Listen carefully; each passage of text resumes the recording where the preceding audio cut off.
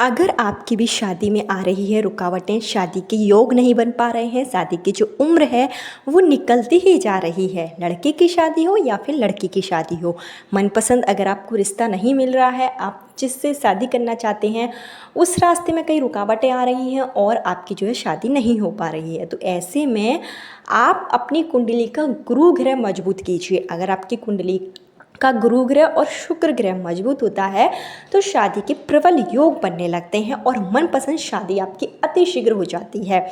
देखिए, जब भी आपकी शादी नहीं होती है तो घर के जो माता पिता होते हैं वो बहुत ज़्यादा परेशान हो जाते हैं, खास करके माँ, क्योंकि हर माँ चाहती है कि उसके बच्चे की शादी सही उम्र में हो जाए।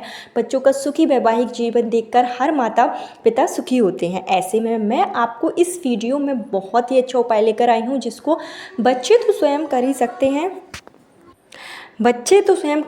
हैं। जो भी लड़का लड़की की शादी नहीं हो रही है वो स्वयं इस उपाय को कर सकता है।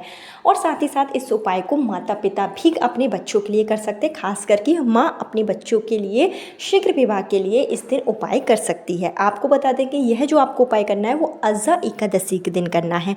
अज़ा एकादशी जो कि 24 एकादशियों में सबसे महत्वपूर्ण एकादशी मानी जाती है और इस एकादशी को अगर आप श्री हरि विष्णु का पूजन अर्चन करते हैं, मंत्रों का जाप करते हैं, कुछ सरल से उपाय कर लेते हैं तो निश्चित ही आपके जो भाग्य की रेखाएं वो प्रबल होती हैं। आपकी कुंडली के जो ग्रह दोष होते हैं जिसके कारण शादी विवाह में अड़चनें आ रही होती हैं वो बहुत जल्दी दूर हो जाते हैं। इस बार की जो अज़ा एकादशी है, अज़ा एकादशी जो कि भादौ माह के कृष्ण पक्ष की एकादशी होती है और यह एकादशी इस बार 19 अगस्त को मनाई जाएगी। तो 19 अगस्त को मंगलवार के दिन आपको उपाय करना है। अगर आप एकादशी का व्रत रखते हैं तो बहुत अच्छी बात है, आप इस दिन व्रत रख सकते हैं और उसके साथ ही आप उपाय कर सकते हैं। लेकिन अगर आप व्रत नहीं रख पा रहे हैं तो आप सिर्फ उपाय भी कर सकते हैं। इस उपाय को आप किस तरीके से करेंगे, क्या चीज़ों की आपको इसमें आवश्यकता होगी, क्या नियम आपको अपनाने हैं, इसकी संपूर्ण जानकारी आपको इस वीडियो में दी जाएगी। लेकिन आगे वीडियो शुरू करने से पहले आपसे मेरा निवेदन है कि अगर अभी तक आपने मेरा चैनल ज्ञान कुंज को सब्सक्राइब नहीं किया है तो चैनल को सब्सक्राइब जरूर कर लीजिए। साथ ही साथ कमेंट बॉक्स में जय श्री विष्णु या फिर ओम नमो भगवते वासुदेवाय नमः मंत्र जरूर लिखे, जिससे कि जगत के पालनहार करता श्री हरि विष्णु की कृपा से आपको मनोवांछित रिश्ता मिले और आपके अति शीघ्र शादी हो जाए।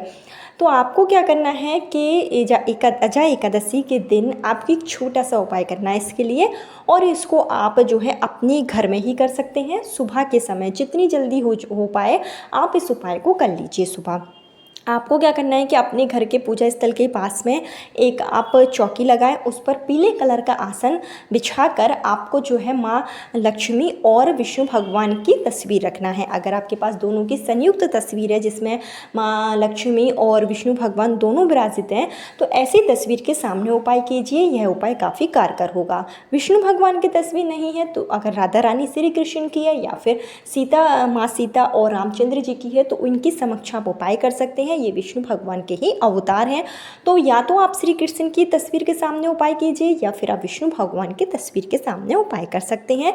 लेकिन जो भी हो वो जोड़े की तस्वीर होना चाहिए, इस तरीके से आप उपाय करें। इसके सामने एक शुद्ध देसी घी का दीप प्रज्वलित करें और साथ ही साथ पीले फूलों से आप श्री हरि विष्णु का श्रृंगार करें।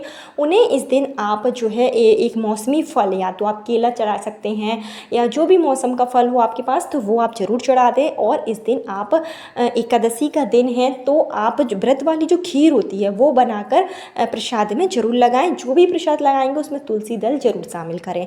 इसके साथ ही जो आपको विशेष उपाय करना है उसके लिए आपको आवश्यकता होगी 1 कटोरी चने की दाल की। तो आप 1 कटोरी चने की दाल ले लीजिए, छोटी बड़ी जो भी कटोरी है वो आप अपनी इच्छा अनुसार ले सकते हैं। और उसके साथ ही आपको लेना है एक पान का पत्ता। पान का पत्ता डंठल लगा हुआ होना चाहिए, इस बात का विशेष ध्यान रख के इसको आप पहले से मंगा कर भी रख सकते हैं या उसी दिन नया पान मंगा कर आप प्रयोग में ला सकते हैं। और इसके साथ ही आपको आवश्यकता होगी एक नींबू की। नींबू जो है एकदम स्वच्छ नींबू होना चाहिए। तो इस तरीके से आप एक नींबू ले लीजिए, पान का पत्ता आपने ले लिया और चने की दाल आप कटोरी में ले लीजिए। इन सभी को आप पूजा स्थल में रखें और अगर माँ उपाय कर रही है तो वो अपने बच्चों की उपाय के लिए प्रार्थना करेगी अपने मन में और उपाय करेगी। अगर बच्चे स्वयं कर रहे हैं तो वो इस दिन पीले कलर के वस्त्र पहनकर उपाय करें, काफ़ी श्रेष्ठ माना जाएगा। इसके साथ आपको जो है इस दिन जो आपने पान का पत्ता लिया है उस पत्ते पर आपको हल्दी से, यानी एक थोड़ी सी आप हल्दी जो है हल्दी को घोल लीजिए और अपनी तर्जनी उंगली से, जो अंगूठे के पास वाली उंगली होती है जिसको तर्जनी उंगली कहा जाता है, जो इंडेक्स उंगली होती है आपकी, उससे आपको जो है हल्दी में उसको अच्छे से भिगोना है और आपको पान के पत्ते पर एक स्वास्तिक बनाना है। स्वास्तिक आप बना लीजिए और इसके साथ ही अगर जैसे आप स्वास्तिक भी बना सकते हैं और आप शुभ विवाह भी लिख सकते हैं, तो दो में से कोई भी चीज़ आप जो है बना लीजिए।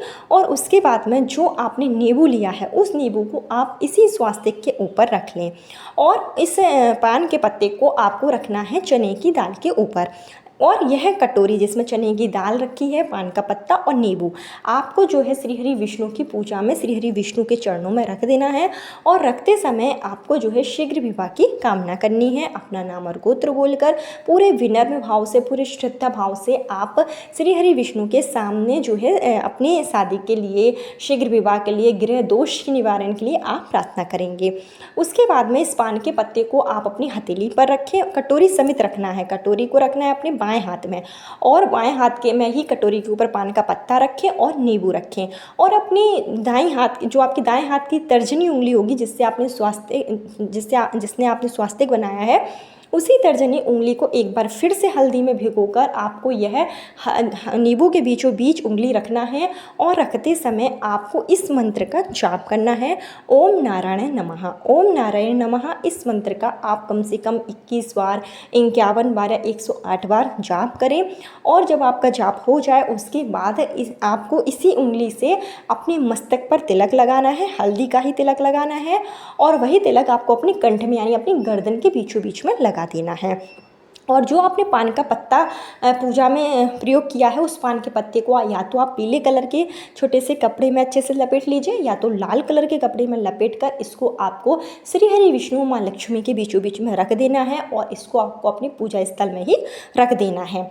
इसके साथ ही चने की दाल को कुछ दक्षिणा के साथ में जो भी ब्राह्मण आपको मिले उस ब्राह्मण को आप दान दे दीजिए। चने की दाल का दान करना एकादशी के दिन काफ़ी शुभ माना जाता है। इससे आपकी कुंडली में जो अशुभ ग्रह की स्थिति होती है वो स्वतः ही ठीक हो जाती है और गुरु ग्रह के साथ शुक्र ग्रह भी मजबूत होता है। और इसके साथ ही जो नींबू आपने प्रयोग किया है उसको आप एक कटोरी में पानी भर लें और उस नींबू को आप उसमें भिगो दें, अच्छे से कुछ देर भिगो रहने दें। उसके बाद आप इसको अगले दिन से प्रयोग में ला सकते हैं। यह नींबू आप अपने खाने में भी प्रयोग ला सकते हैं, किसी भी चीज़ में आपको प्रयोग में लाना है तो वो आप इसको ला सकते हैं।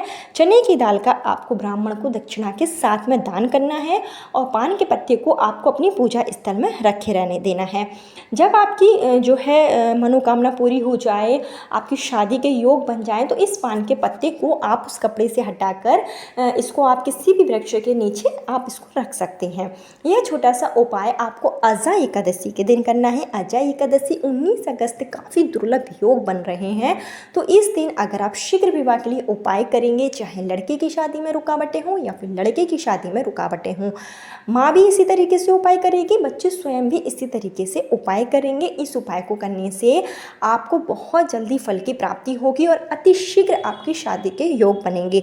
तो अजा एकादशी आने ही वाली है, देर बिल्कुल मत कीजिए। भादो माह की एकादशी है, काफ़ी लाभदायक एकादशी मानी जाती है। तो ऐसे में श्री हरि विष्णु का जितना हो सके मंत्रों का जाप करें, दान पुण्य करें, क्योंकि ये चतुर्मास का दूसरा महीना है और काफ़ी श्रेष्ठ महीना माना जाता है। आपकी मनोकामना अति शीघ्र पूरी होगी और आपको अच्छे फल की प्राप्ति होगी। कल ईश्वर आपकी मनोकामना बहुत जल्दी पूरी करेगा। राधे राधे।